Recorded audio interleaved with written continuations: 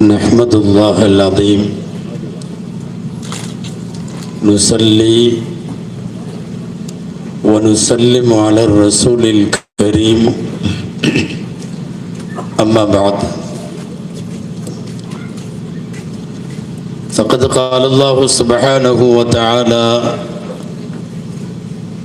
फ़ी कलामिहिल क़दीम वल फ़ुरक़ानिल हमीद अऊज़ु बिल्लाहि मिनश शैतानिर रजीम बिस्मिल्लाहिर रहमानिर रहीम मा कान मुहम्मदुन अबा अहदिम मिर रिजालिकुम वलाकिन रसूलल्लाहि व खातमन नबिय्यीन व कान अल्लाहु बिकुल्लि शैइन अलीमा सदक़ल्लाहुल अज़ीम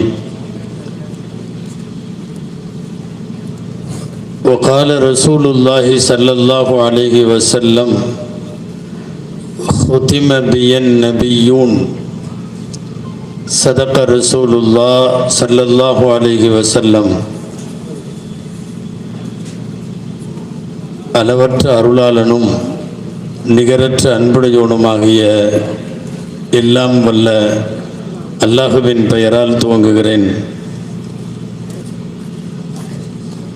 அருமைநாயகம் முஹம்மதுர் ரசூலுல்லாஹ் ஸல்லல்லாஹு அலைஹி வஸல்லம் அவர்களின் மீதும் நற்பாக்கியங்கள் நிறைந்த அவர்களுடைய உம்மத்தின் மீதும் குறிப்பாக இந்த கூட்டத்தில் கலந்து கொண்டிருக்கிற நம் அனைவர் மீதும் எல்லாம் வல்ல அல்லாஹுவின் நல்லருள் என்றென்றும் நிறைவாக உண்டாவதாக. ஆமீன்.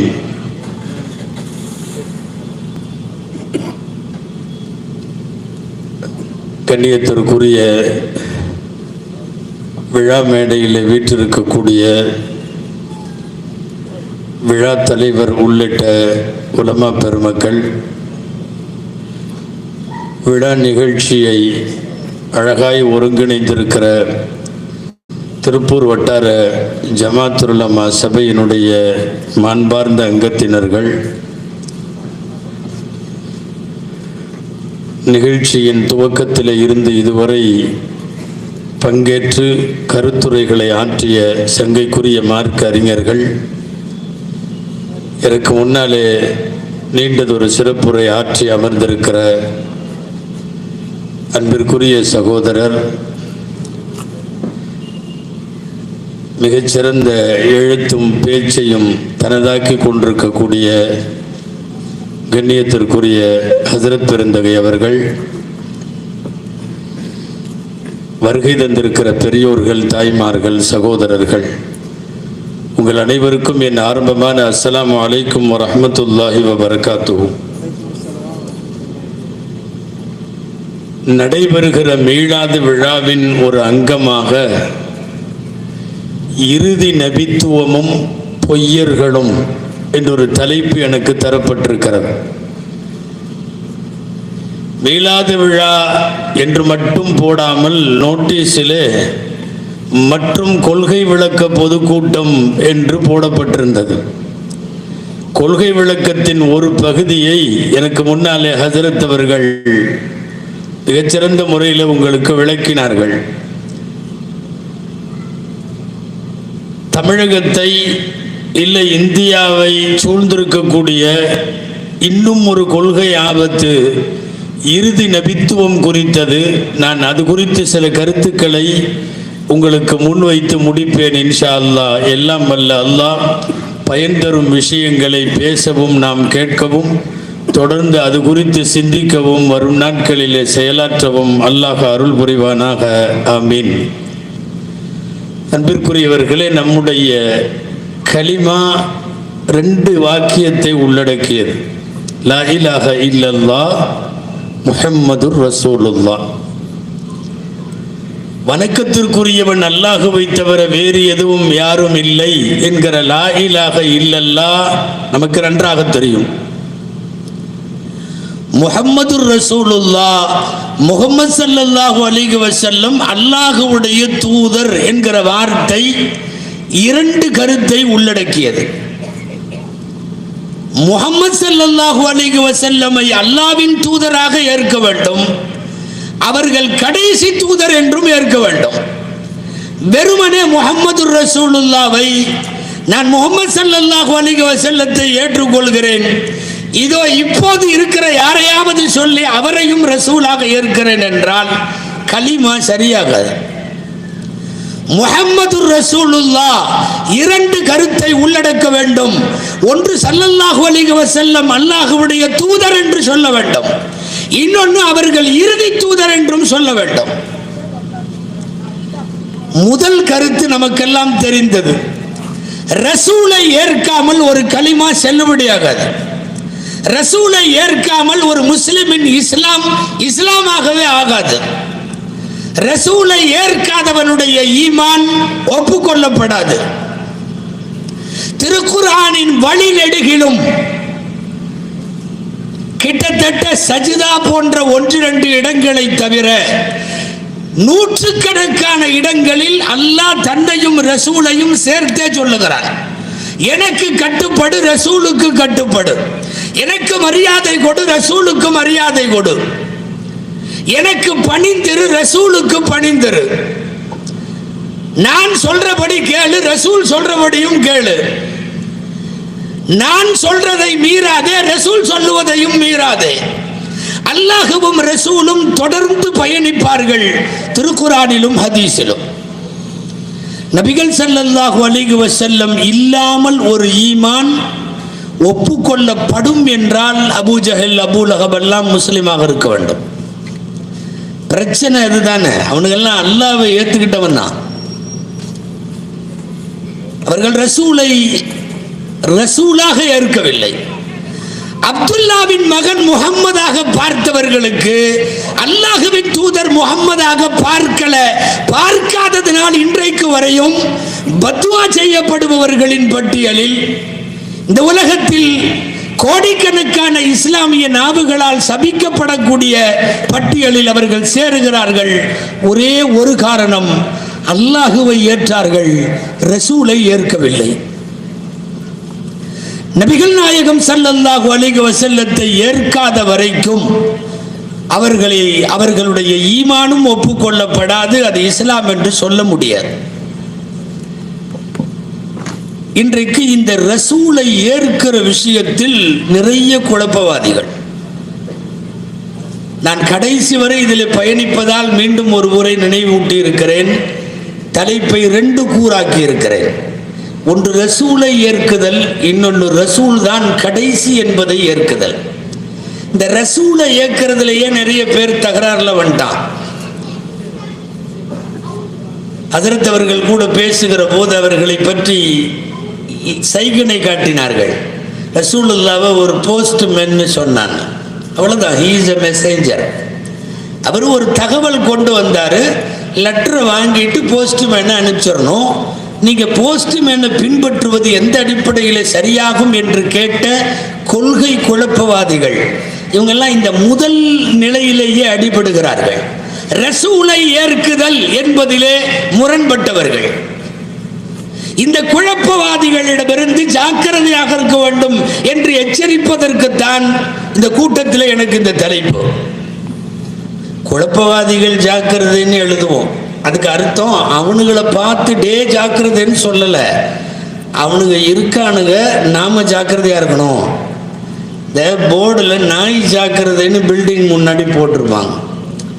அதுக்கு அர்த்தம் ஜாக்கிரதைங்கிறது நாய்க்கல்ல, போகிற நமக்கு பார்த்து ரெடியாக வளர்த்தி வச்சிருக்கிறான், அதுக்கு தீனி எல்லாம் போட்டு வச்சிருக்கான், போன உடனே பாஞ்சிரும், ஜாக்கிரதையாயிரி. நாய் நாயாகவே தான் இருக்கும். போகிற நாம் தான் நாயிடமிருந்து நம்மை காப்பாற்றிக் கொள்ள வேண்டும். அது போன்ற இந்த கொள்கை கட்டு போனவர்களை, அந்த குழப்பவாதிகளை சொல்லுகிறோம். நாம் அவர்களை குறித்து பேசவோ அவர்களிடம் ஏதாவது பேச்சுவார்த்தை நடத்தவோ அது இந்த கூட்டம் அல்ல. நாம் இந்த குழப்பவாதிகளிடமிருந்து எவ்வளவு தூரம் தள்ளி இருக்க வேண்டும், தவிர்ந்திருக்க வேண்டும், தூர விலகி இருக்க வேண்டும் என்பதை சொல்லுவதற்குத்தான் கூட்டம். நான் முதல் இடத்திற்கு வருகிறேன். ரசூலையே ஏற்காதவர்கள் பட்டியல் தமிழ்நாட்டில் இருக்கிறார்கள். நீங்கள் எங்கோ நான் வேறு ஏதோ நாட்டில் உள்ளதை பற்றி பற்றி எல்லாம் பேசவில்லை. என்ன வேடிக்கைன்னா அவனுக்கு ஒரு அழகான பேர் கொடுத்துருக்கான். என்ன பேர் தெரியுமா? அஹ்லுல் குர்ஆன்னு பேர். நாங்கள் குர்ஆன்காரர்கள். சத்தம் இல்லாம உள்ள இருக்குது, ரசூல்காரங்க இல்லைன்னு அர்த்தம். நாம் அல்லாஹுவையும் சார்ந்தவர்கள், ரசூலையும் சார்ந்தவர்கள். அதுதான் முஸ்லிமின் சுய அடையாளம். இவன் அழகான பேர் வச்சிருக்கான், அஹ்ல குர்ஆன். நாங்கள் குர்ஆன் உடையவர்கள். பாசிட்டிவா நல்ல அர்த்தமா தெரியுது பார்க்கறதுக்கு. ரசூலை மறுக்கிறோம் என்று உள்ளுக்குள்ள ஒளிந்திருக்கிறது. முதல்ல சுன்னத் ஜமாத்துக்காரங்க இவங்களை அஹ்லுல் குர்ஆன்னு சொல்றதே தப்பு. இவனுக்கு பேர் என்னன்னா முன்கிருன் நபின்னு சொல்லணும். நபியை மறுத்தவர்கள், முன்கிருல் ஹதீஸ், ஹதீஸை மறுத்தவர்கள். நீ குர்ஆனை ஏற்றுக்கொண்டதால் நீ தூய்மையானவனாக முடியாது. இன்னைக்கு ஒரு கூட்டம் வழிகட்டது. ஹஜ்ரத் அவர்கள் பேசுகிற போது நீடூர் ஷம்சுல் ஹுதா ஹஜ்ரத் அவர்களை பற்றி சொன்னார்கள். மிகப்பெரிய தமிழகத்தினுடைய நூற்றுக்கணக்கான ஆலிம்களுக்கு அவர்கள் ஆசான். நான் இந்த நேரத்தில் ஒரு விஷயத்தை நினைத்து பார்க்க ஆசைப்படுகிறேன். அநேகமாய் 1985 இங்கே நமக்கு பக்கத்தில் இருக்கிற உடுமலைப்பேட்டையில் ஒரு ஷரியத் மாநாடு. சுமார் இன்றில் இருந்து ஒரு 30-35 வருஷத்துக்கு முன்னாடி உள்ள செய்தி. அப்போதுதான் லேசாக சப்தம் கேட்கிறது. மதுகபு தேவையில்லை, குர்ஆன் போதும், ஹதீஸ் போதும், அது போதும், இது போதும்னு ஒரு சத்தம் கேட்க ஆரம்பிச்சிருக்குது. மாநாட்டிலே சிராஜுல் மில்லத் அப்துல் சமது சாஹிப் இருந்தார்கள், ஷம்சுல் ஹுதா ஹஜ்ரத் இருந்தார்கள். ஷம்சுல் ஹுதா ஹஜ்ரத்தினுடைய இருந்தால் அந்த வாய்க்கு சர்க்கரை போட வேண்டும். என்ன தீட்சண்யமான ஒரு வார்த்தை இந்த மாநாட்டில் வைத்து சொன்னார்கள் தெரியுமா? நீங்கள் இன்றைக்கு இப்படி துவங்குவீர்கள், அது வேண்டாம் இது வேண்டாம் என்பீர்கள். நாளைக்கு ஹதீஸ் வேண்டாம், ரசூல் வேண்டாம் என்பீர்கள். ஒரு கட்டத்தில் இஸ்லாம் வேண்டாம் என்று நீங்கள் வெளியே போவீர்கள். அந்த ஆபத்திற்கான முதல் படிக்கட்டிலேயே நான் உங்களை எச்சரிக்கிறேன் என்று பேசிய அந்த பெருமகனுடைய தீட்சண்ய வார்த்தைகளின் நிதர்சனத்தை, நிகழ்வை இன்றைக்கு நேரடியாக பார்க்கிறோம். அப்படி துவங்கியவன் தான் இமாம்கள் தேவையில்லை என்றான், கிதாபுகள் தேவையில்லை என்றான், ஃபிக்ஹ் சட்டங்கள் தேவையில்லை என்றான். நேரடியாக கடைசியாக ஹதீஸுகள் வேண்டாம், குர்ஆன் மட்டும் போதும். இன்றைக்கு அவர்கள் இருக்கிறார்கள். நான் யாரோ இல்லாதவங்களை பற்றி பேசல. மாத இதழ் இருக்கிறது, தனியாக அவர்களுக்கு என்று வெப்சைட்டுகள் இருக்கிறது. சொல்ல போனால் சுன்னத்து வல் ஜமாஅத்து சார்ந்தவர்களையும் குழப்புவதற்காக ஒரு பொது பெயரிலே இணையதளங்களின் வெப்சைட் அட்ரஸ்களை வைத்துக் கொண்டு அவர்கள் களமாடி வருகிறார்கள். இவர்கள் ஹதீஸை மறுத்தவர்கள். நல்லா சொல்றதுன்னா, நான் ஆரம்பத்தில் சொன்ன 2ல் 1 முஹம்மது ரசூலுல்லாவையே ஏற்கவில்லை. அவர்கள் இறுதி நபி என்பதை ஏற்காதவர்கள். அப்புறம் முஹம்மது ரசூலுல்லாவையே ஏற்கவில்லை. எதை கேட்டாலும் இவன்ட்ட குர்ஆன்ல இருந்து மட்டும்தான் கொடுக்கணும். நபி தோழர்களில் இம்ரான் இப்னு ஹுசைன் ரலியல்லாஹு அன்ஹு என்று ஒருவர் பள்ளிவாசல்ல உட்கார்ந்திருக்கார். இம்ரான் இப்னு ஹுசைன் ரலியல்லாஹு அன்ஹு. இந்த கொள்கை குழம்பி போனவர்களோ யாரோ ஒரு 2-3 பேர் வந்து உட்கார்ந்து அவங்க பேசிய பயானை கேட்டுக்கொண்டிருந்தார்கள்.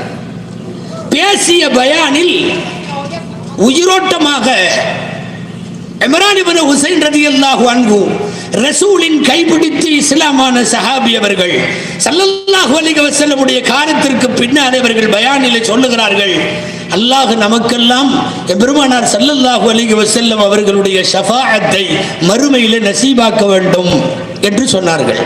அல்லாஹ் நமக்கும் நசீபாக்குவானாக. ஷஃபாஅத்துன் நபியை அல்லாஹ் நசீபாக்குவானாகன்னு பேசினாங்க. அவங்க பேசி முடிச்சதுக்கு அப்புறம் பக்கத்தில் போய் ஒரு குரூப் உட்கார்ந்தது. நீங்க என்ன குர்ஆன்ல இல்லாததெல்லாம் சொல்றீங்க, குர்ஆன்ல அப்படி வருது. ஃபமா தன்ஃபஉஹும் ஷஃபாஅத்து ஷாஃபிஈன், சிபாரிசுக்காரர்களின் சிபாரிசு ஏற்றுக்கொள்ளப்படாது. இன்னைக்கு உள்ள நிறைய கொள்கை குழம்பி போனவன்லாம் இந்த மாதிரி ஆயத்து நிறைய வச்சிருக்கான். நான் கவனப்படுத்துகிறேன். குர்ஆன்ல ஷஃபாஅத் இல்லைன்னு வருது, நீங்க இருக்குதுன்னு சொல்றீங்களே, இந்த கருத்தை எங்கிருந்து நீங்கள் சொல்லுகிறீர்கள்னு கேட்டாங்க. இம்ரான் இப்னு ஹுசைன் ரலியல்லாஹு அன்ஹு சொன்னார்கள், சமிஅதுஹா மினன் நபி ஸல்லல்லாஹு அலைஹி வஸல்லம். நான் ரசூலுல்லாஹ்ட்ட நான் கேட்டேன். அவர் சொன்னார் இவர் சொன்னார்லாம் இல்லை, நான் கேட்டேன். நபி ஸல்லல்லாஹு அலைஹி வஸல்லம் சொன்னார்கள். இல்ல குர்ஆன்ல வர்றதுக்கு மாற்றமாக நீங்கள் சொல்லுவதை நாங்கள் எப்படி ஏற்க முடியும் என்று கேட்டார்கள். இம்ரான் இப்னு ஹுசைன் ரலியல்லாஹு அன்ஹு சொன்னார்கள், ஹல் தஜிதூன ஃபில் குர்ஆனி ஸலாத் அல்-ஃபஜ்ர் ரக்அத்தைன் வல் மக்ரிப 3 ரக்அத்தின் வல் இஷா 4 ரக்அத்தின். எப்பா குர்ஆன்ல எங்கேயாவது ஃபஜ்ர் தொழுக 2 ரக்அத்துன்னு உன்னால காட்டிட முடியுமா? எங்கேயாவது மக்ரிப் 3 இஷா 4 குர்ஆன்ல வந்திருக்கிறது காட்ட முடியுமா? இல்லை. இவர் திரும்ப கேட்டாரு, மினைன தஜிதூன், நீ எப்படி ஃபஜ்ர் தொழுக 2ங்கிறத எங்கிருந்து எடுத்தேன்னு கேட்டாங்க. அவன் பேசாம தலையை குனிச்சிட்டு நின்னான். தொடர்ந்து கேட்டார்கள், ஹல் தஜிதூன தவாஃப 7 ஒரு ரக்அத்தைனி பஅதா, ஒரு தவாஃப் 7 சுத்து சுத்தணுங்கிறதும் அதுக்கு பின்னாடி 2 ரக்அத் தொழுகணுங்கிறதும் எங்கேயாவது குர்ஆன்ல உனக்கு தெரியுமான்னு கேட்டாங்க. பேசாம நின்னாங்க. ஆனா நீயும் 7 சுத்து தான் சுத்துற ஒரு தவாஃபுக்கு, அதுக்கப்புறம் 2 ரக்அத் போய் தொழுகிற. மின்ன இனத்தை ஜிதுனஹாதா, நீங்க இதை எங்கிருந்து எடுத்தீங்கன்னு கேட்டாங்க. பேசாம நின்னாங்க.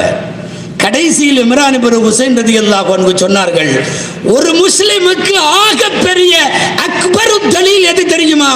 ரசூலுல்லாஹ் சொன்னார்கள்னு சொல்லிட்டா கண்ணை மூடி விட்டு கட்டுப்பட வேண்டியதுதான். அதுதான் முஹம்மது ரசூலுல்லாஹ்வை ஏற்றுக்கொள்வதற்கு அர்த்தம். இன்னைக்கு கொள்கை குழப்பவாதிகளின் ஆபத்து என்ன தெரியுமா? முஹம்மது ரசூலுல்லாஹ் தேவையா, குர்ஆன் போதுமே, இப்படி நிறைய பேர் இருக்கான் நாட்டில். அவங்களுக்கெல்லாம் நாங்கள் குர்ஆனை பின்பற்றுகிறோம்னு பேரு. நபிகள் நாயகம் ஸல்லல்லாஹு அலைஹி வஸல்லம் இல்லாமல் ஒரு இஸ்லாத்தை உங்களால கற்பனை கூட பண்ண முடியாது. குர்ஆனை மட்டும் வச்சுக்கிட்டு முதல்ல நீங்க வாழ முடியுமா? நிறைய மீளாத மேடைகளில் சொல்லி இருக்கிறேன். நான் இப்போதும் உங்களோடு பகிர்ந்து கொள்ளுகிறேன். புத்தகத்தை மாத்திரம் வச்சு படிச்சுக்கிட்டு ஒருத்தன் வாழ முடியாது. குறைத்து மதிப்பிடுவதாக நீங்கள் நினைக்காவிட்டால் சொல்லுகிறேன், குர்ஆனை கூட உங்கள் கையில கொடுத்து வாழு என்றால் வாழ முடியாது. அந்த குர்ஆனை பெருமானார் விளக்க வேண்டும். அந்த குர்ஆனை பெருமானார் விளக்கியதை சஹாபாக்கள் விட்டு விளக்க வேண்டும். இல்லைன்னா வாழ முடியாது. எடக்கு முடுக்க சில பேர் வருவான், அப்ப குர்ஆன் நல்ல வழி காட்டாதா? காட்டும். ரசூலுல்லாஹ் சொல்ற மாதிரி போனா காட்டும். வஅன்ஸல்னா இலைக ذிக்ர லிதுபய்யின லின்னாஸ், குர்ஆனை இறக்கிய அல்லாஹ் ரசூல் ஸல்லல்லாஹு அலைஹி வஸல்லமுக்கு என்ன சொல்லுகிறான் தெரியுமா? நாம் குர்ஆனை உங்களுக்கு இறக்கினோம் எதுக்கு தெரியுமா? லிதுபய்யின லின்னாஸி மா நுஸில இலைஹிம், நீங்க விளக்கி தரணும். நீங்க விளக்குறதுக்காக நாயகமே இறக்கி வச்சோம். அப்புறம் நீ எங்க போஸ்ட்மேனுங்கிற, நீ எங்க மெசேஜருங்கிற, செய்தி கொண்டு வந்தவருங்கிற? இறக்கி வைத்து அல்லாஹ் சொல்லுகிறான், இதை நாயகம் விளக்க வேண்டும். புக்கு படிச்சுக்கிட்டு என்னைக்கு நம்ம அமல் செய்ய முடியுமா? குர்ஆனை கையில கொடுத்துடலாம். ஹஜ் செஞ்சிருவீங்களா? குர்ஆனை கையில கொடுத்துடலாம். எந்த ஹதீஸையும் தொடக்கூடாது. தொழுதுருவீங்களா? ஹதீஸ் மறுப்பாளர்கள் ரசூலுல்லாஹ்வை மறுப்பவர்களால் அவர்கள் இஸ்லாமிய வட்டத்துக்குள்ளேயே இருக்க முடியாது.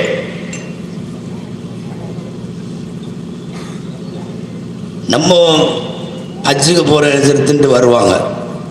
என்ன ஹஜ்ஜுக்கு போகிறது, என்ன செய்கிறதுன்னெல்லாம். அவரும் போய் இஸ்லாமிய புஸ்தக கடையில் எல்லா புஸ்தகம் வாங்கிடுவார். ஹஜ்ஜு செய்வது எப்படி, ஹஜ்ஜின் துணைவன், ஹஜ்ஜு கைடு, உங்கள் ஹஜ்ஜு இப்படி இருக்கட்டும், ஹஜ்ஜின் நல்லமல்கள் எல்லாம் 10 புக்கை வாங்கி பூரா படித்து முடிச்சு, ஆமாம் தவாஃப் செய்கிறதில்ல. அவர் வீட்டை கூட சுத்த முடியாது, குழம்பி போய் உட்காந்துருப்பார். அப்புறம் யாராவது அந்த டிராவலில் போகிறவங்க அல்லது ஆலிம் சாக்கள் கூப்பிட்டு போய் அங்கே நிறுத்தி, இங்கே துவா ஓது, அங்கே சஜ்தா செய்ய, இங்கே சுத்து, இங்கே தொழுகு. வெறுமனே புத்தகங்களை படித்து விட்டு செய்ய முடியாது. எல்லா புக்கையும் படித்து முடிச்சவர்கிட்டயே கேளுங்களேன், எப்படி ஹஜ்ஜினுடைய எல்லாம் இதுவும் தெரியுமா அப்படின்னு கேளு. அவர் டப்புன்னு சொல்லுவார், நாங்கள் இந்த இதில் போகிறோம், அதில் ஒரு கைடாக ஒரு ஹஜரத் வர்றாரு, எல்லாம் அவர் சொல்லுவார். ஒருவர் வழிகாட்டாமல் உங்களால் வாழ முடியாது. வேடிக்கையா சொல்லுவாங்கல்ல, கார் ஓட்டுவது எப்படின்னு புஸ்தகம் எழுதியிருப்பான், படிச்சுட்டு கார் ஓட்ட முடியுமா? எத்தனையோ பேர் இப்போ யூடியூப்ல பார்த்து சமைச்சுக்கிட்டு சமைச்சு இறக்குறப்ப அது வேற மாதிரி இருக்குது. சரியான முறையில் ஒரு அம்மா மகளுக்கு பக்கத்தில் நின்று உப்பு இவ்வளவு போடு, சர்க்கரை இவ்வளவு போடுன்னா அந்த பொண்ணு சமைக்கிறது வேற. இது யூடியூப்பை பார்த்துட்டு சமைச்சு நான் கேக் பண்றேன்னு மத்தியானம் ஆரம்பிக்குது, அசிர்ல இறக்குறப்ப களி கிண்டி வச்சிருக்கு. காரணம் என்ன தெரியுமா? இத தமிழ்ல ஏட்டு சுரக்கா இதுக்கு உதவாதுமாங்க. உண்மை அதுதான். அல்லாஹுவுக்கு தெரியாதா 23 வருஷம் சன்னஞ்சனமா குர்ஆனை இறக்கணுமா? அப்படியே 30 ஜூஸ் பைண்டடா கொண்டு வந்து காபத்துல்லா மேல வச்சு எடுத்துக்கோ, எல்லாம் ஃபாலோ பண்ணிக்கோ. குர்ஆனை அங்க வச்சிருக்க, 6000 சில்லற வசனங்கள் அதுல இருக்குது. குர்ஆனை மக்களை எடுத்து பின்பற்றுங்கள்னு சொல்லல. ஒரு ரசூலை கொண்டு வந்து குர்ஆனின் வரிக்கு வரி வடிவமாய் வாழ சொல்லி ரசூல் வழிகாட்ட வாரத்திற்கு ஒரு முறை, மாதத்திற்கு ஒரு முறை, வருடத்திற்கு பல முறை என்று 23 வருடங்களாக சன்னச்சன்னமாய் ஆயத்துகளை இறக்கியது ஏன் தெரியுமா? ஒரு ரசூல் இல்லாமல் இந்த உலகம் குர்ஆனை வைத்துக் கொண்டு வாழ முடியாது. இதுல இவனுங்க குர்ஆனை விட்டுட்டு சரி வேற ரசூலை விட்டுட்டு குர்ஆனை மட்டும் வச்சு என்னடா பண்றானுங்கன்னு போய் விசாரிச்சா அங்க ஒரு 2 பேர் உட்கார்ந்துருக்கான். அவன் சொல்றதை பண்ணிட்டு இருக்கானு. முஹம்மது ரசூலுல்லாஹ் பின்பற்ற தேவையில்லையலாம், அந்த குர்ஆனுக்கு இவன் சொல்லுகிற விளக்கம் போதும் என்று வாதிட்டு அதற்கு வலிச்சு இருக்கிற ஒரு கூட்டம்.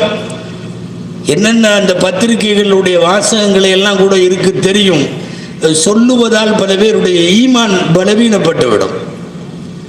இன்னும் சொல்ல போனா தெரியப்படுத்தாமையும் இல்லாமல் யாராவது தவறில போய்விடுவார்களோ என்பதற்காகத்தான் இந்த கொள்கையை பேசுகிறோம். இல்லாவிட்டால் ஒரு கோணத்தில் யோசித்தால் இல்லாத ஒன்றை நாம் சொல்லி அறிமுகப்படுத்துவது போல் இருக்கிறது என்று கூட யோசிக்க தோன்றும். ஆனால் இப்படி யோசித்து பல ஊர்களில், சென்னை வரை சொல்லுகிறேன், எக்கச்சக்கமான வாலிபர்கள் போய்விட்டார்கள். காலம் பூரா கட்டுப்பாட்டோடு அஹ்லு சுன்னத் வல் ஜமாத்தில் இருந்த பசங்க இப்படி ஹதீஸ் வானான்ட்டு போன மாதிரி தெரியல. போனவன் பூரா ஆல்ரெடி அது வானா இது வானான்ட்டு சொன்னவங்க தான் போனாங்க. யோசிக்கவே பயங்கரமாக இருக்கிறது. ஒரு குர்ஆன் ரசூல் இல்லாமல், ஒரு இஸ்லாம் ரசூல் இல்லாமல், அரபி மொழி படித்து அரபியை தாய்மொழியாக கொண்டவர்கள் கூட குர்ஆனை கரெக்டா விளங்க முடியல. ரசூல் சொல்லித்தான் விளங்க முடிந்தது. உலமாக்களிடத்தில் ஃபேமஸான ஒரு விஷயம் உண்டு, அடிக்கடி நீங்களும் கேள்விப்பட்டிருக்கலாம். குர்ஆன்ல ஒரு ஆயத்து வந்தது, இலக்கிய நயத்தோடு ஒரு ஆயத்து. நோன்பு வச்சவங்க எதுவரை சாப்பிடலாங்கிறப்போ அல்லாஹ் ஒரு வார்த்தை சொல்லுவான், கருப்பு கயிறு வெள்ளை கயிறா மாறுற வரையும் சாப்பிடுங்க அப்படின்னு வருது. கருப்பு கயிறு குலு வஷ்ரபு ஹத்தா யதபய்யன லக்குமுல் கைத்துல் அபியது மினல் கைத்தில் அஸ்வத் அப்படின்னு வந்துருச்சு. ஒரு நபித்தோழர் அதி இப்னு ஹாத்தம் ரலியல்லாஹு அன்ஹு, அப்பதான் இஸ்லாத்தில் சேர்ந்திருக்கிற சஹாபி, அரபு தாய்மொழி, அவருக்கும் அரபி தெரியும். உண்மையாலுமே அந்த ஆயத்து இறங்கின உடனே நோன்பு சகர் செஞ்சவர் பார்க்கலாம், கருப்பு கயிறு வெள்ளை கயிறா மாற வரையும் சாப்பிடலான்னு தலகாணி கடியில் படுத்துக்கிட்டு கருப்பு கயிறு வச்சிருந்தாரா. சாப்பிட வேண்டியது இடையில எடுத்து பார்க்க வேண்டியது கருப்பாக தான் இருக்கு. திரும்ப கொஞ்ச நேரம் கழிச்சு கருப்பாக தான் இருக்கு. அது அப்படி பகல் பூரா கருப்பாக தான் இருந்திருக்குது. அப்புறம் ரசூல்லாட்ட வந்துட்டார், இல்லை குர்ஆனில் கருப்பு கயிறு வெள்ளை கயிறா மாறணும் வருது, நானும் ஒரு கயிறை எடுத்து வச்சு சாப்பிட்டுக்கிட்டே இருக்கிறேன், பகல் பூரா இன்னும் சகர் முடியவே இல்லை, சாப்பிட்டுருக்கேன். ஸல்லல்லாஹு அலைஹி வஸல்லம் அதற்கு விளக்கம் சொல்லுவார்கள், இரவு பகலைத்தான் அல்லாஹ் அப்படி சொல்லுகிறான். இரவிலே இருந்து பகல் துவங்குமானால் அந்த சுபுஹ் சாதிக் என்று சொல்லுகிறவருடைய முதல் கட்ட வெளிச்சம், ஃபஜ்ரினுடைய பாங்கு சொல்லப்படுவதற்கு நேரத்தில் அடிவானத்தில் ஏற்படுகிற ஒரு வெளிச்ச கீற்று, அந்த நேரத்திலேயே சகரை முடித்துவிட வேண்டும் என்று அரபு மொழியை தாய்மொழியாக கொண்ட ஒரு நபித்தோழருக்கு அந்த விளக்கம் தேவைப்படுதுன்னா, இங்க தமிழ் யாசின் ஓதிட்டு இருக்கிற வள்ளல்களுக்கு என்ன விளங்கும்? இவன் குர்ஆனை எடுத்து வச்சு தனியா குர்ஆன் போதுமா, ரசூல்லா தேவையில்லையா, அவங்க தகவல் கொண்டு வந்து கொடுக்கறதுக்கு தானே வந்தாங்க, அவங்கள ஏன் பின்பற்றணும்? நான் சொன்ன மாதிரி புக்கை பார்த்து சமையல் செய்கிற கதை இதெல்லாம். நகைச்சுவையா சில பேச்சாளர்கள் சொல்லுவாங்க, அவன் என்னமோ பாயாசம் காய்ச்சிருக்குன்னு புஸ்தகம் படித்து கடைசியில் லாஸ்ட் வரியில் இருந்துச்சு. அவன் காய்ச்சிக்கிட்டே இருந்திருக்கிறான். அதில் லாஸ்ட்டில் ஏலம் போட்டு இறக்கவும்னு போட்டிருந்துருக்கு. இவன் அங்கே நின்றுக்கிட்டு பாயாசம் 1 தரம், பாயாசம் 2 தரம், பாயாசம் 3 தரம்னு இருக்கான். என்ன கத்திட்டு இருக்கான்னு போய் பக்கத்தில் யாரோ கேட்டதுக்கு, இந்த மாதிரி நீயே பாரு ஏலம் போட்டு இறக்கவும்னு போட்டிருக்க அப்படின்ட்டு. அது ஏலக்காது, நீ போடுற ஏலம் அல்ல. குர்ஆனுடைய வார்த்தைகளை விளங்க ரசூல் இல்லாமல் சஹாபாக்களால் கூட விளங்க முடியாது. வகி இறங்குகிற காலத்தில் இருந்தவர்கள் அவர்கள், வகியை எழுதியவர்கள் அவர்கள், வகியை கொண்டு வந்த ஜிப்ரீலின் நேரடி தரிசனம் பெற்றவர்கள் அவர்கள்.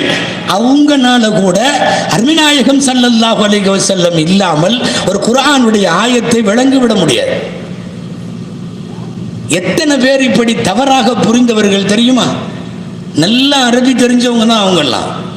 தயம்முனுடைய சட்டம் இறங்கிய போது சகோதரர்களே, குர்ஆன்ல தயம்மம் ஃபதயம்மமு சஈதா, மண்ணை நாடுங்கள், அதுதான் வாக்கியம்.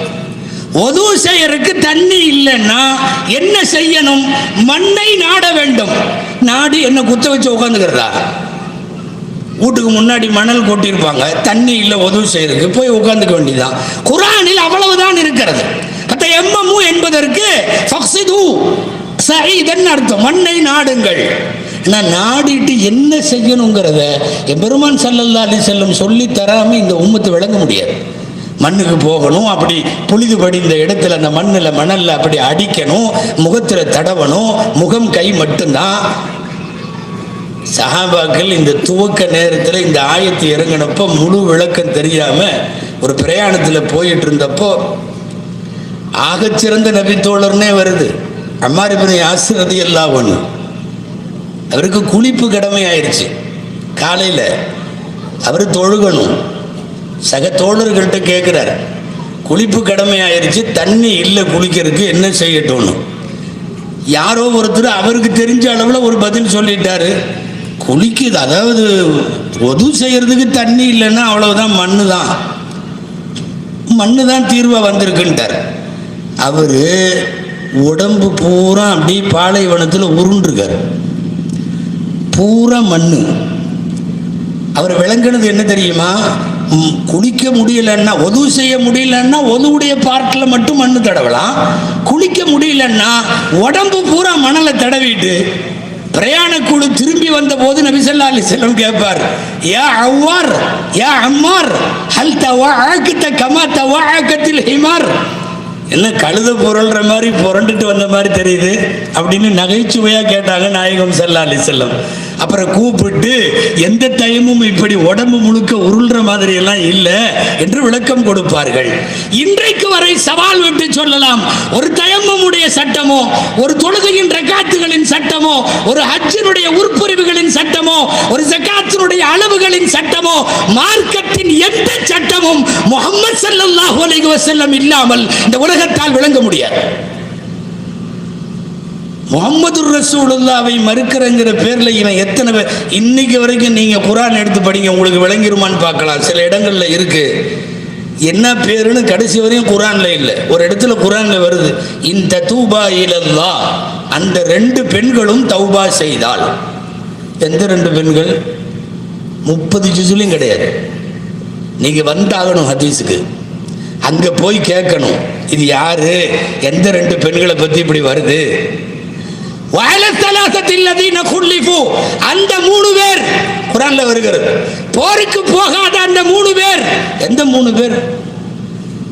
நீ வந்து ரசூலுல்லாஹ்விடம் கேட்க வேண்டும், ஹதீஸில் கேட்க வேண்டும். கடைசி வரையும் குர்ஆன்ல எந்த 3 பேர்னு இல்லை. சொல்ல போனால் இந்த தலைப்புகள் குறித்து பேசுவதற்கே கூச்சமாக இருக்கிறது. காரணம், முஹம்மது ஸல்லல்லாஹு அலைஹி வஸல்லம் இல்லாத ஒரு இஸ்லாமை எவ்வளவு வழிகட்டவனாக முட்டாளாக இருந்தால் இதையெல்லாம் கூட இன்றைக்கு கொள்கையாக வைத்திருப்பான். அவங்களுக்கு சென்னையில் அவங்களுக்கு இருக்கிற ஆஃபீஸ் இன்டர்நேஷனல் லெவலில் வச்சிருக்கானுவோ. ரசூலுல்லாஹ் தேவையில்லைங்கிறவனுடைய ஆஃபீஸ் 7 Wells பகுதியில் இருக்கிறது. பத்திரிகை நடத்துகிறான், புதிய நினைவூட்டல்னு பேர். அகில உலக அளவில் பொதுவாக இந்த மாதிரி தலைப்புகளில் இறங்கிட்டாவே இன்கம் நிறைய வரும், எக்கச்சக்கமாக வரும். லேசாக இஸ்லாத்தினுடைய பாதையை கொஞ்சம் குழப்பி விட்டு நீங்கள் ஆஃபீஸ் திறந்தீங்கன்னு வைங்களேன், எக்கச்சக்கமாக வரும். இவர்களெல்லாம் நபிகள் நாயகம் ஸல்லல்லாஹு அலைஹி வஸல்லம் அவர்கள் இல்லாத ஒரு இஸ்லாத்தை யோசித்தவர்கள். கலிமா தய்யிபாவில் முஹம்மதுர் ரசூலுல்லாஹ் என்பதற்கு அர்த்தம் நாயகத்தை அல்லாஹ்வினுடைய தூதராக ஏற்கிறேன். இவனுங்கெல்லாம் எதிரிகள். இந்த வெளியில் இருக்கிற எதிரி எப்பவுமே பிரச்சனை இல்லைங்க. இவன் இந்த இயக்கத்துக்காரன், மத துவேஷம் உள்ளவன், இவன் அதுங்கிறான் இதுங்கிறான், இந்து ராஷ்டிரங்கிறான், முஸ்லீம்களை கொல்லுவேங்கிறான், இவனெல்லாம் தெளிவான எதிரி, பிரச்சனையே இல்லை, அவனை சந்திச்சிடலாம். அவன் அசைவுகளை கூட கணித்து எதிரில் களமாடலாம். ஆனால் இந்த உள்ள இருக்கிற எதிரி சில பேர் இருக்கான், அவன் அதே கோலத்தில் தொப்பி தாடி தலப்பாது இது தாடி இஸ்லாமி எல்லாம் அதே மாதிரி. சமயங்களில் நம்ம பள்ளியிலே தொழுகிறதுக்கு நிற்கிற வேலையெல்லாம் கூட நடக்கு. ஆனால் மிக பயங்கரமான வெளியில் இருக்கிறவர்களை விட இவர்கள் எதிரிகள். நம்முடைய கொள்கை சூரத்துல் பக்கராவினுடைய கடைசியில் சொல்லப்பட்டிருக்கிறது. ஆமனர் ரசூல் பிமா உன்சில இலைஹி மிர் ரப்பிஹி வல் முஃமினூன் குல்லு ஆமன பில்லாஹி வ மலாயிகத்திஹி வ குதுபிஹி வ ருசுலிஹி. நாங்கள் எல்லாத்தையும் ஏற்றுக்குவோம். லா நுஃபர்ரிகு பைன அஹதின் மிர் ருசுலி. ரசூல்மார்கள்ல யாரையும் பிரித்து பார்க்க மாட்டோம். மூசா அல்லாஹ்வின் தூதர், ஈசா அல்லாஹ்வின் தூதர், தாவூத் அல்லாஹ்வின் தூதர், சுலைமான் அல்லாஹ்வின் தூதர், முஹம்மது ஸல்லல்லாஹு அலைஹி வஸல்லம் அல்லாஹ்வினுடைய தூதர், எங்களினுடைய தூதர், எங்களுடைய ரசூல். தெளிவான கொள்கை நம்முடைய அஹ்லு சுன்னத் வல் ஜமாஅத்தினுடைய முன்னோர்களால் கட்டமைத்து தரப்பட்டு ஏறத்தாழ 15 நூற்றாண்டை நாம் தொட இருக்கிறோம். அல்லாஹ் விஷயத்தில், ரசூல் விஷயத்தில், வேதங்கள் விஷயத்தில், எல்லா விஷயத்திலேயும் நம் நிலைப்பாடு சரியாக இருக்க வேண்டும்.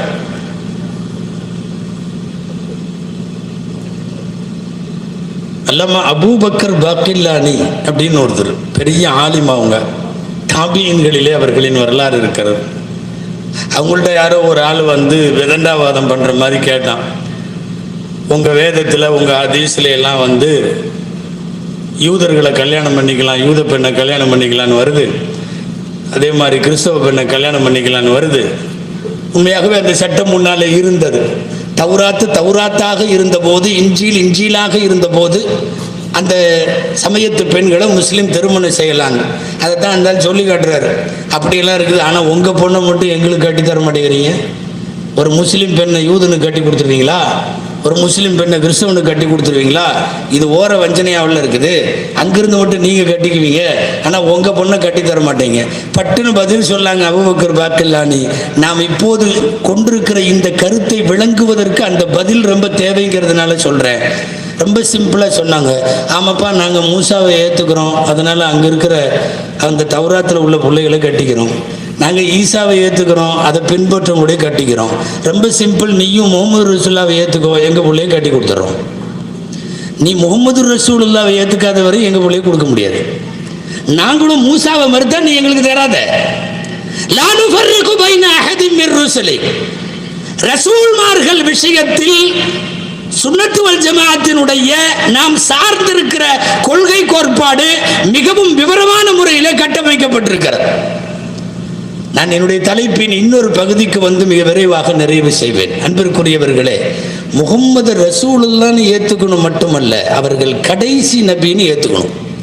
பிரச்சனை என்னன்னா, வியாபாரத்தினுடைய பல்வேறு யுக்திகளில் கடந்த காலங்களில் அப்பப்போ சில பேர் நானும் நபின்ட்டு கிளம்புனான். அதில் இந்தியாவில் கிளம்பினவனுங்க நிறைய பேர். சமீபத்தில் பீகார்லேருந்து சென்னையிலிருந்தெல்லாம் கிளம்பிட்டானுவோம். நான் நபி அப்படின்னு. வியாபாரம் நல்லா இருக்குது, சீக்கிரமாக சம்பாதிக்க முடியுது. அதாவது இந்த உம்மத்தில் என்ன சொல்லி புகழ் பெறுவதை விடவும் ஒரு நபின்னு சொல்லிட்டா ரேஞ்சு வேற, பெரிய உயர்வுக்கு போயிடலாம். ஆகவே சில பேர் அப்படி இறங்கினான். ரசூலுல்லாஹ் வாழுகிற போதே இறங்கினான். அவனுக்கு முசைலமான் பேரு. இது என்னமோ அல்லாஹ் அப்படி இணைச்சு வச்சுட்டான் வரலாறுல. பொய்யன் முசைலமான் தான் அவன் பேரே எழுதப்படுகிறது. புனைவல்ல, முசைலமத்துல் கத்தாப், பொய்யன் முசைலமா. எல்லா வரலாற்றுக்காரங்களும் தான் சொல்றாங்க. அவனுக்கு எவ்வளவு நெஞ்செழுத்து இருக்கும். ரசூல்லா உயிரோடு இருக்கிறப்போ நானும் நபி தான், எனக்கு வகி இறங்குதுன்னா அவன் சில அரபி வசனத்தை எல்லாம் முட்டாள்தனமாக எழுதி வச்சு படித்து கூட காட்டினான். ஒரு தடவை அப்துல்லா இப்னு அம்ர் இப்னு ஆஸ் ரலியல்லாஹு ரோட்டில் வந்துட்டு இருக்கிறப்ப அவன் எதிரில் வந்துட்டான். தன்னை போலி நபின்னு சொன்னவன் எதிரில் வந்துட்ட உடனே, எனக்கு நேற்று இறங்கின ஆயத்தை உனக்கு தெரியுமான்னு கேட்டான். சும்மா போயிட்டு இருந்தவர்கிட்ட. சரி பேச்சு கொடுத்து பார்ப்போமேன்னு அவரும் எங்கே இறங்கினது சொல்லுன்னார். அவன் முட்டாள்தனமாக ஏதோ ஆயத்தெல்லாம் உலமாக்கள் கூட சொல்லுவாங்க, யானைக்கு தும்பிக்கை இருக்குது, வால் இருக்குது, யானைக்கு கண் இருக்குது, வால் இருக்குதுன்னெல்லாம் ஒரு ஆயத்தை ஓதன உடனே தெளிவாக அப்துல்லா இப்னு அம்ர் இப்னு ஆஸ் ரலியல்லாஹு அவன்கிட்ட சொன்னாங்க, தஅலம் அன்னி அலம் அன்னக காதிப், நீ பொய்யன் அப்படின்னு எனக்கு தெரியும்னு உனக்கு நல்லா தெரியுமில்ல, போ அப்படின்னார். என்னது, நீ பொய்யன் என்பது எனக்கு தெரியும் என்பது உனக்கு நல்லா தெரியுமில்லன்னு அவர்களை தாக்கினான் என்று வருகிறது. தன்னை நபி என்று ஏற்காத சில பேரை அவன் மோசமாக கொலை செய்தான் என்று வருகிறது. நான் தான் ஆரம்பத்தில் சொன்னேன், எவ்வளவு நெஞ்செழுத்து இருக்கும். அவன் ரசூலுல்லாஹ்வுக்கு லெட்டர் எழுதினான். என்னன்னு, நீ அங்கே நபிங்கிற, நானும் என் ஊரில் நபின்னு சொல்லிட்டு இருக்கேன், நம்ம ரெண்டு பேர்த்துக்கு இடையில பிரச்சனை வேணா, ரெண்டு பேரும் பிரிச்சுக்குவோம். யா முஹம்மத் கஸ்ஸிமில் அர்ல பைனி வ பைனக், அவன் எழுதின வாசகம். இந்த தாதாக்கள்லாம் பிரிச்சுக்குவான் தெரியுமா, ஏரியாவை ரெண்டாக பிரிச்சுக்குவான். அந்த பகுதியில் உள்ள வசூலெல்லாம் நீ பார்த்துக்கோ. அவன் எழுதுறான் லெட்டர் ரசூலுல்லாஹ்வுக்கு, நம்ம ரெண்டு பேரும் பிரித்து கொள்வோம். நீ அந்த பக்கம் நபின்னு சொல்லு, நான் இந்த பக்கம் நபின்னு சொல்றேன். எனக்கும் வகி இறங்குகிறது, ஆயத்து வருகிறது. கொண்டு வந்து ரசூலுல்லாஹ்ட்ட அதை காட்டினாங்க. முசைலமா லெட்டர் போட்டிருக்காரு. என்ன லெட்ரு? அதான் நீங்கள் பூமியை ரெண்டாக பிரிப்பீங்களா, ஒரு பகுதிக்கு நீங்கள் நபியாக இருப்பீங்களா, ஒரு பகுதிக்கு அவன் நபியாக இருப்பானா. கஸ்ஸிமில் அர்லன்னு ஒன்று அதே லெட்டரில் ரசூலுல்லாஹ் எழுத சொன்னாங்க. எழுதுங்க, இன்னல் அர்தல் இல்லாஹி யூரிதுஹா மன் யஷாஉ மின் இபாதி, பூமியை பிரிக்கவெல்லாம் முடியாது, பூமி முழுக்க அல்லாஹ்வுக்கு சொந்தம், அவன் நாடியவர்களுக்கு தருவான் அப்படின்னு. கடைசி வரைக்கும் அவன் வாழ்ந்து கொல்லப்படுகிற வரைக்கும் முசைலமத்துல் கத்தாப் தன்னை போலி நபியாக பண்ணான். அவன்கிட்ட இருந்து ஆரம்பிச்சதுங்க. அஸ்வதுல் அனசின்னு ஒருத்தர் வந்தான், ஒரு பொம்பளை வந்தா சஜா பின்துல் ஹாரித்ன்னு.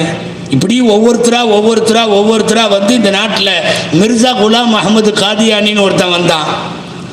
இப்போ லேட்டஸ்டாக பீகார்ல இருந்து ஷக்கீல்னு ஒருத்தன் கிளம்பியிருக்கான்.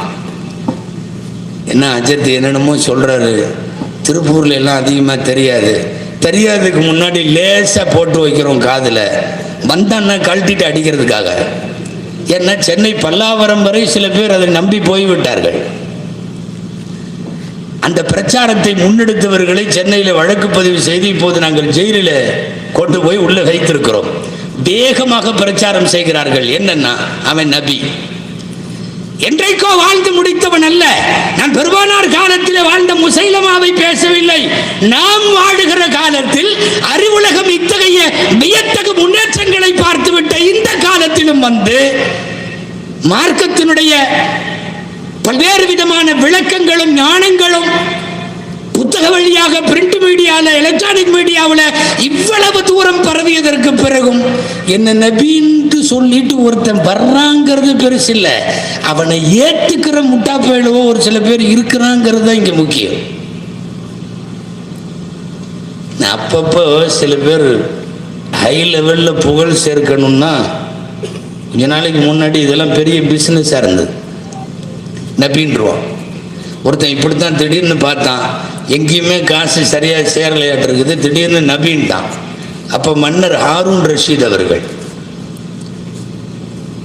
அப்படியே அங்கங்கே கூட்டி ஒவ்வொரு குரூப்பாக கூட்டி நபிங்கிறான். நபி வந்துட்டாருங்கிறானு ஊர் பூரா. கவர்மெண்ட் அப்பாசியா கவர்மெண்ட், மிகச்சிறந்த நேர்மையான கலீஃபா என்று பெயரெடுத்த ஹாரூன் ரஷீத் அவனை தூக்கிட்டு விடான்ட்டார்.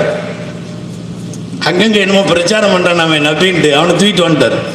தூக்கி கொண்டு போயிட்டானு, கொண்டு போய் அரசருக்கு முன்னாடி நிற்க வச்சாங்க. என்ன இல்லை, நான் அல்லாஹ்வுடைய தூதரா? சரி, எல்லா தூதர்களும் இந்த உலகத்துக்கு வந்தப்போ முஅஜிஸா காட்டினாங்க, அற்புதங்கள். மூசா அலைஹிஸ்ஸலாம் கைத்தடியை காட்டினாங்க, ஈசா அலைஹிஸ்ஸலாம் கையை காட்டினாங்க, நபி ஸல்லல்லாஹு அலைஹி வஸல்லம் ஆயிரக்கணக்கான முஅஜிஸா காட்டினாங்க. நீ ஏதாவது ஒரு முஅஜிஸா காட்டு பார்க்கலாம். அவன் எவ்வளோ விவரமாக இருக்கான் பாருங்க. அவன் சொன்னா, என்னுடைய முஅஜிஸா என்னன்னா, நீங்க மனசுல என்ன நினைக்கிறீங்கன்னு எனக்கு தெரியும். மன்னர் பார்த்தார், ஆமா இது கொஞ்சம் பெரிய முஅஜிஸாவாக தான் இருக்கு, நான் நினைக்கிறது இவனுக்கு தெரியுங்கிறது. திரும்ப கேட்டாரு, இப்ப நான் என்ன நினைக்கிறேன்னு சொல்லு. நான் பொய்யன்னு நீங்க நினைக்கிறீங்க. ஒரே போடு போட்டான் பாருங்க. இப்ப நான் என்ன நினைக்கிறேன்னு அவர் கேட்கிறாரு, நான் பொய்யன்னு நீங்க நினைக்கிறீங்கன்னா சிப்பாய்களை கூப்பிட்டு தூக்கிட்டு போய் உள்ள வை, ஸ்பெஷலா கவனி, நபிக்கு நிறைய வகி ஜெயிலில் வச்சே வரும், பார்த்துருவோம் அப்படின்னு அடிச்ச அடியில் அப்புறம் கடைசியில் வந்து மன்னிச்சுங்கன்னு சொல்லிட்டு. அதாவது ஒரு நீண்ட நெடுங்காலத்தில் நிறைய பேர் ஒரு கட்டத்துக்கு மேலே தன்னை மக்களுக்கு மத்தியிலே பிரபலப்படுத்தி கொள்ள ஒரு புகழ் வாழ்க்கையை, அந்த மாதிரி வெளிச்சத்தை விரும்பிய நிறைய பேர் தன்னை நபின்னு எல்லாம் இது பண்ணிட்டான். அந்த வரிசையில் தான் முஸைலமத்துல் கத்தாப். நீங்க என்ன நினைக்கிறீங்க, இப்படி எல்லாம் சொல்றானுங்களா அப்படின்னு ஆச்சரியப்படுறீங்க, இவனுக்கு பின்னாடி எல்லாம் போறானுங்களான்னு ஆச்சரியப்படுறீங்க. எப்பவுமே தெரிஞ்சுங்க, நாளைக்கு கூட நம்ம ஊர்ல எவனாவது ஒருத்தன் நபின்னு கிளம்புனான்னா கண்டிப்பா அவனுக்கு பின்னாடி ஒரு 10 பேர் போவான். அறிவே இல்லையா அப்படின்னு நம்ம யோசிக்கிறோம். ரசூலுல்லாஹ் வாழ்ந்த காலத்தில் தன்னை நபி என்று சொன்ன ஒருவனுக்கு பின்னால எத்தனை பேர் போயிருப்பாங்கன்னு நீங்க நினைக்கிறீங்க?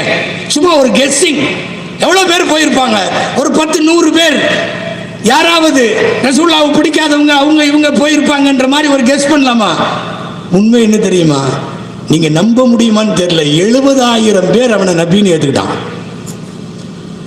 ரசூலுல்லாஹ் வாழுகிறார்கள், உண்மையான வகை இறங்குகிறது, ஜிப்ரீல் வருகிறார்கள், திருக்குர்ஆன் இறங்குகிறது. ஆனால் என்ன ஆயத்து இறங்குச்சுறான்னு கேட்டா, யானையை பத்தியும் பூனையை பத்தியும் பேசின ஒருத்தனுக்கு பின்னாடி 70,000 பேர் போறான்னா,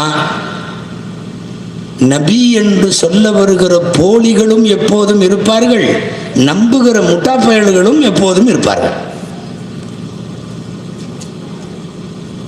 சரி, அப்படி எப்படி அவன் மக்களை கவர்ந்தான்? ஒண்ணுமே இல்லை, சலுகையை கொடுத்துட்டா அதுல நிறைய பேர் வருவாங்க.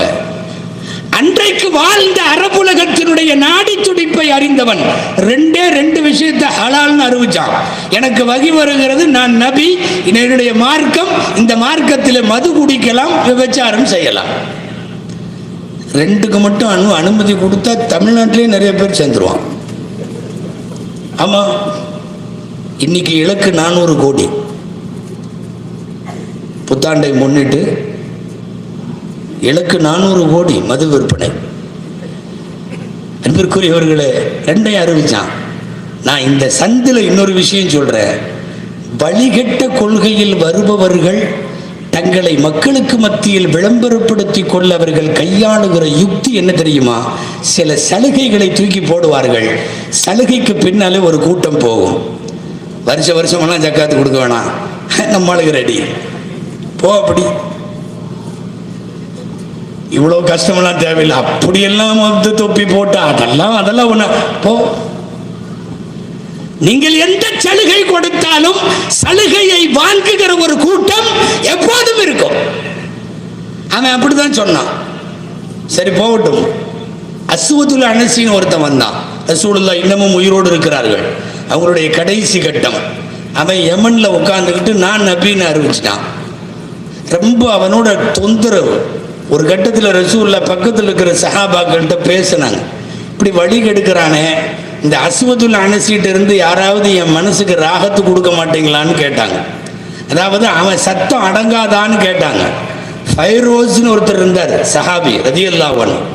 கிளம்பி போயிட்டார், கேட்ட உடனே போயிட்டார். அப்படியே போனவர் போய் போய் போய் போய் யமன் போய் நீட்டா ஆளை அந்த இரவே முடிச்சுட்டு, தன்னை நபி என்று சொல்லவனுக்கான தண்டனை மரண தண்டனை தான். அங்க முடிச்சிட்டாரு யமன்ல. யமன்ல இருந்து அவர் மதீனாவுக்கு வந்து சேர்றதுக்கு நாள் பிடிக்கும். கொல்லப்பட்ட இரவே ரசூலுக்கு தகவல் வந்து விட்டது, அஸ்வதுல் அனசி இறந்து விட்டான், போலி நபியாக இருந்த அஸ்வத் என்பவனை ஃபைரோஸ் என்கிற உங்களின் தோழர் கொலை செய்து விட்டார். ரசூலுல்லாஹ் வஃபாத்திற்கு நெருங்கி இருக்கிற போது சொன்னார்கள், ஃபாஸ ஃபைரோஸ், ஃபாஸ ஃபைரோஸ், ஃபைரோஸ் ஜெயித்து விட்டார், ஃபைரோஸ் வெற்றி பெற்று விட்டார், ஈருலக வெற்றி பெற்று விட்டார். ஃபைரோஸ் திரும்பி வகி வந்தது ஃபைரோஸுக்கு தெரியாது. அது எல்லாம் ரசூலுல்லாஹ்ட்ட சொல்றதுக்காக வேக வேகமாக வந்தபோது ரசூலுல்லாஹ் இல்லை, அவர்கள் இறந்து அடக்கம் செய்யப்பட்டு விட்டார்கள். அழுதார் ஃபைரோஸ், நான் போலி நபி ஒருவனை கொன்று விட்டு வருகிறேன், சந்தோஷமான இந்த செய்தியை நான் பகிர்ந்து கொள்ள பெருமானார் இல்லையே என்ற போதுதான் தகவல் சொன்னார்கள். ரசூலுல்லாஹ் இறப்பதற்கு முன் பேசிய வார்த்தைகளில் ஃபாஸ ஃபைரோஸ், ஃபைரோஸ் ஜெயித்து விட்டார் என்று சொன்னார்கள்னு உன்னை கண்ணு தண்ணி எல்லாம் துடைச்சிட்டார்.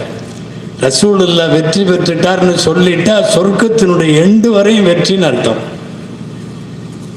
முசைலமா கொல்லப்பட்டான், அஸ்வத் கொல்லப்பட்டான், சஜாகுங்கிற பொம்பளை பெண்ணு அவன் நபின்னு அறிவிச்சு அவள் கொல்லப்பட்டாள். இந்த நாட்டில் ஒருத்தன் ஒன்றுபட்ட இந்தியாவில், பழைய பாகிஸ்தான்லாம் சேர்ந்திருந்த இந்தியாவில், அவன் பஞ்சாபில் பிறந்தான். 1900 சொல்கிறேன், சமீபத்தில் அவன் தன்னை நபின்னா மிர்சா குலாம் அகமதுன்னு பேர், அவன் ஆளுகளுக்கு அகமதியான்னு பேர். அவனை நபிங்கிறானோ, அவன் எக்கச்சக்கமான உருட்டல் பெருட்டெல்லாம் பண்ணான். அவனுடைய வரலாறுகள்லாம் சொல்றதுக்கு நேரம் இல்லை. இன்னைக்கு வரைக்கும் அவனை பின்பற்றுகிற கூட்டம் இருக்கிறது. சென்னையில் தனியாக பள்ளிவாசல் அவர்களுக்கு இருக்கிறது, மதுரையிலே பள்ளிவாசல் இருக்கிறது, நிறைய இடங்களில் பள்ளிவாசல் இருக்கிறது, ஃபாலோவர்ஸ் இருக்கிறார்கள், பத்திரிகை நடக்கிறது, இணையதளம் இருக்கிறது, அவர்களின் வெளியீடுகள் நடக்கிறது. அகமதியான்னு போட்டிருப்பான். நீங்க ஏதோ நம்ம ஆளுகளாட்டு இருக்குது, முகமது அகமதி எல்லாம் ஒண்ணுதான்ட்டெல்லாம் உள்ள போயிடாதீங்க, நாரி போன போயிடுவோம். புத்தக கண்காட்சியில் சென்னையில் பெரிய ஸ்டாலு, நம்ம ஆளுகளோட யாசின் குரான் கிதாப் கடையை விட அவனோட ஸ்டால் பெருசா இருக்கு. என்னன்னா அகமதியா அப்படின்னு போட்டிருக்கான். அவன் இணையதளங்களில் ஆன்சர் இஸ்லாம், ஆஸ்க் இஸ்லாம் எல்லாம் சொல்லி இஸ்லாத்தை பற்றி கேள்வி கேட்டால் பதில் சொல்லப்படும் எல்லாம் தளர்த்து நடத்துகிறான். நம்ம ஆளுகளுக்கு தான் இப்போ இணையதளம் தானே எல்லாமே. நேராக போய் என் பிள்ளைக்கு பேர் வேணும்னு அடிச்சு விடுவாங்க, பிறந்த பிள்ளைக்கு பேருன்னு. அவன் எக்கச்சக்கமான அவங்களுடைய நாரி போன இதையெல்லாம் கொட்டுவான். மிர்சா குலாம் அஹமது காதியானி இவனுங்க எல்லாமே வேற ஒரு விஷயத்தில் வந்து கரெக்டாக ஒரு லிங்க்ல இணைவாங்க. லாகூரில் ஒரு பொண்ணு முகமதி பேகம்னு ஒன்று இருந்துச்சு. அவங்க அத்தாட்ட போய் எனக்கு கட்டி கொடுன்னு கேட்டான். யாரு? இந்த போலி நபி, போலி நபி இருக்காரு மிர்சா குலாம் அகமது, போய் எனக்கு கட்டி கொடுன்னு கேட்டான். அவர் நான் கட்டித்தர மாட்டேன்ட்டார். உடனே அறிக்கை விட்டான், எனக்கு வகி வந்திருக்கிறது, முகமதி பேகம் என்னுடைய மனைவி, நானும் அவளும் வாழுவோம், குழந்தைகள் எல்லாம் பிறக்கும் என்று ஜிப்ரீல் சொல்லிட்டு போயிட்டாரு, யாராலும் மாற்ற முடியாது, ஒருவேளை அப்படி மாறினால் நான் நபி இல்லை என்று நீங்கள் என்னென்னமோ சொன்னான். அவர் அடுத்த வாரமே வேறொருத்தர் கட்டி வச்சுட்டார், கல்யாணம் பண்ணி வச்சுட்டார். இவர் எந்த வகி வந்துச்சுன்னு தெரியல. அவங்க 2 பேரும் வாழ்ந்துட்டு இருக்காங்க. அடுத்த வாரம் வேற ஒன்று சொன்னா, இப்போது வகி கொஞ்சம் மாறி வந்திருக்கிறது. என்னன்னா, அவர் அப்படி வேற யாருக்கு கட்டி கொடுத்திருந்தாலும் அந்த கட்டணமே நிச்சயமா விரைவில் மௌத்தாகுவான், மீண்டும் அவளை நான் கட்டுவேன்னு அறிவிச்சான். சரி, அப்புறம் எல்லாம் போய் கேட்டாங்க, எப்போ மௌத்தாகுவான், வகி அப்படி ஏதாவது வந்திருக்குதா? 2 வருஷத்துக்கு மேல அவனால் அந்த பிள்ளையோட வாழ முடியாது என்று வகி வந்திருக்கிறது, இது உண்மை இல்லாவிட்டால் நான் நபி இல்லைன்னு சொன்னான். 2 வருஷம் இல்லை 12 வருஷம் ஆகி அவங்கெல்லாம் ஜம்முன்னு நல்லா இருந்தாங்க. மானங்கட்ட போய் எக்கச்சக்கமான அறிக்கை கொடுத்து அத்தனையும் பொய்யாக. ஆச்சரியம் என்ன தெரியுமா? தமிழ்நாட்டில் மட்டுமே ஆயிரக்கணக்கான பேர் இருக்காங்க அவனை நபின்னு சொல்றவங்க. என்னடா களிமா லா இலாஹ இல்லல்லாஹ் முஹம்மது ரசூலுல்லாஹ், முகமதுன்னு வருது, அகமதுன்னு, அதெல்லாம் வச்சுக்கலாம், எப்படி வேணாலும் வச்சுக்கலாம். அது முகமது வந்து அந்த நபி, அகமது இந்த நபி. ரசூலை ஏற்க வேண்டும் என்பது எவ்வளவு முக்கியமோ அவர்கள் மட்டும் தான் கடைசி நபி என்பதையும் ஏற்க வேண்டும் என்பது இஸ்லாமிய சித்தாந்தம். ரசூலுல்லாஹி வ காத்தமன் நபியீன், நபிமார்களின் முத்திரை. நபி ஸல்லல்லாஹு அலைஹி வஸல்லம் முத்திரை என்ன? சாப்டர் க்ளோஸ், கேட்டை மூடியாச்சு, அவ்வளவுதான். ஹுதிம பியன் நபியூன், நபிமார்கள் என்னோடு முடிக்கப்பட்டிருக்கிறார்கள். நுபுவத் என்கிற அடுக்கி வைக்கப்பட்ட கட்டடத்தினுடைய செங்கற்களில் ஒரே ஒரு செங்கலுடைய இடம் காலி இருந்தது. நான் அந்த செங்கலினுடைய இடத்தில் இருக்கிறேன். அல்லாஹ் என்ன வச்சு அடைச்சிட்டான். நுபுவத்தினுடைய பில்டிங் ஓவர். ரசூலை ஏற்க வேண்டும், ரசூல் கடைசி நபி என்பதையும் ஏற்க வேண்டும். இந்த பயலுவை எல்லாம் அப்பப்போ என்னன்னா நான் நபின்னு சொல்லிக்கிட்டு நிறைய பேர். இன்னொருத்தன் வந்தான், அவனுக்கு ரஷாத் கலீஃபா, இதெல்லாம் நம்ம இந்தியாவுக்குள்ள இருக்கிறத சொல்றேன், வெளிநாடுகளில் இருந்துக்கிட்டு வேலை செஞ்சவங்களும் இருக்காங்க. ரஷாத் கலீஃபான்னு ஒருத்தன், அவனுங்களுக்கு 19 குரூப்புன்னு பேர். விவரமாக சொல்ல நேரம் இல்லை, நான் முடிக்கிற நேரம் வந்து விட்டது. அவன் தன்னை நபின்ட்டு வந்தான். அவனுக்கு பின்னாடி நிறைய பேர். எப்படி போறாங்கன்னு கேட்குறீங்களா? ஹிஜாபு தேவையில்லை, கபரில் அதாபு இல்லை, எந்த குற்றங்களுக்கும் தண்டனை இல்லை. திருடனா கையை வெட்டணும், இது பண்ணா கல்ல அடிக்கணும், ஒன்றும் கிடையாது. அதை நம்பி பல பேர் போனார்கள். நான் முடிவுக்கு வருகிறேன். இப்போ லேட்டஸ்டா இந்த மாசம் லாஸ்ட் டிசம்பர் நீங்கள் படித்திருப்பீர்கள், சென்னை முழுக்க பெரிய ஒரு பித்தலாட்டம் நடந்தது. ஷக்கீல்னு ஒருத்தனை கொண்டு வந்து அவனை நம்பிட்டாங்க. அவன் பீகார்காரன், எங்க போனாலும் இருக்கான், நபியாவும் வந்தான். ஷக்கீல் இப்னு ஹனீஃப், அவனை பின்பற்றுபவர்கள் ஆங்காங்கே இருந்தார்கள், சென்னையில் இருந்தார்கள், பல்லாவரத்தில், பெரம்பூரில் எல்லாம். என்னடா நபி? அந்த லூசு பயில்கிட்ட விசாரிச்சா, என்ன இப்படி சொல்ற? நான் தான் ஈசா அலைஹிஸ்ஸலாம். ஈசாவா? ஏண்டா ஈசா இறங்குவார்னுலடா வருது, நீ பிறந்தலடா வந்திருக்க, பிறக்கவும் செய்வார். சரி விட்டு தொலை. அப்புறம் வேற என்ன சொல்ற? நான் தான் கடைசி காலத்தில் வரக்கூடிய மகுதியா? ஏண்டா ஈசா வேற மகுதி வேறன்னு தாண்டா இருக்கு. இல்லை, எல்லாம் ஒன்று தான். ஈசாவும் நான் தான், மகுதியும் நான் தான். நம்மளா மனசுக்குள்ள நினச்சிக்கணும், சைத்தானும் நீ தான் அப்படின்னு நினச்சிட்டு அப்புறம் கடைசியில் கொண்டு போய் சென்னை காவல்துறையில் என்ன விஷயம் தெரியுமா?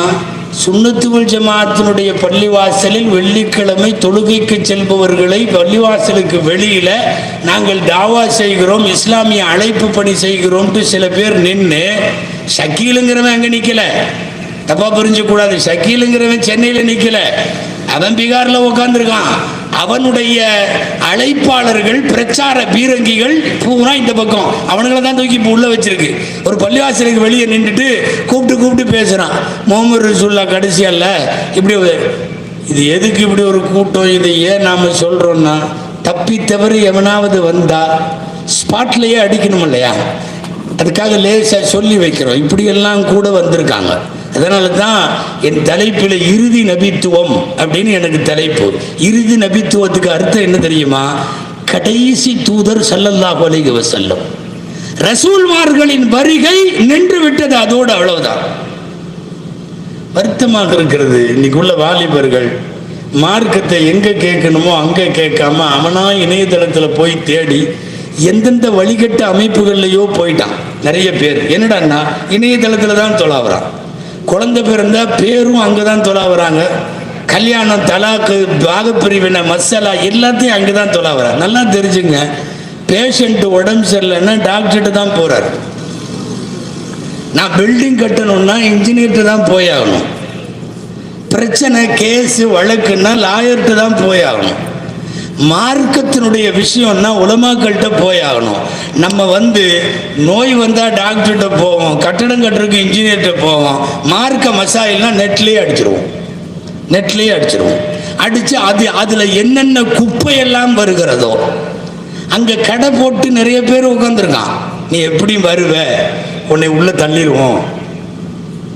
நிறைய பேர் குழப்புவதற்கென்ற நிறைய பேர் நாட்டில் இப்படி ரசூலுல்லாவை குறித்து அவதூறு சொல்ல, அவர்களின் மங்காத புகழுக்கு, அவர்களின் வாடுகிற வரலாற்றுக்கு, அவர்களின் சாகாத சரித்திரத்திற்கு இழுக்கு சேர்க்கிற வண்ணம் நுபுவத்து விஷயத்தில் போலிகள் எல்லா காலத்திலும் வருகிறார்கள்.